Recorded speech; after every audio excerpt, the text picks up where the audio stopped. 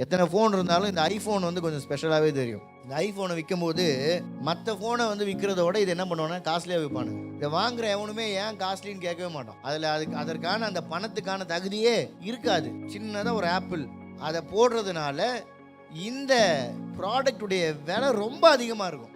அதே போல தான் தேவனுடைய நாமம் உங்கள் மேல் தரிக்கப்பட்டதுனால மரணத்துக்கு ஏதுவான மண்ணான இந்த சரீரத்தை உடைய பாவ சுபாவத்தினாலே நிறைந்திருக்கிற நீங்களும் நானும் தேவனுடைய நாமம், ஆண்டவர் சொல்றாரு, இவர்கள் என்னுடைய ஜனங்கள், என்னுடைய நாமம் தரிக்கப்பட்ட ஜனங்கள். அதே மாம்சம் தான், அதே மனுஷன் தான். ஆனா இவங்க ஏன் ஸ்பெஷல் அப்படின்னு சொன்னா, தேவன் இவர்களை விசேஷித்தமானவர்களாய் பார்க்கிறபடியினாலே. ஆமென். நீங்க இன்னும் உங்க இருதயத்தை உடைக்கல, இன்னும் உங்க கல்லான இருதயம் உடைக்கப்படும்படியா விட்டு கொடுக்கலையா, இன்னும் ஆண்டவர் உங்களை என்னதான் பார்க்கிறார்? விசேஷமாய் பார்க்கிறார். You are so special. ஆண்டவருடைய பார்வையில் நீங்க விசேஷித்தமானவர்.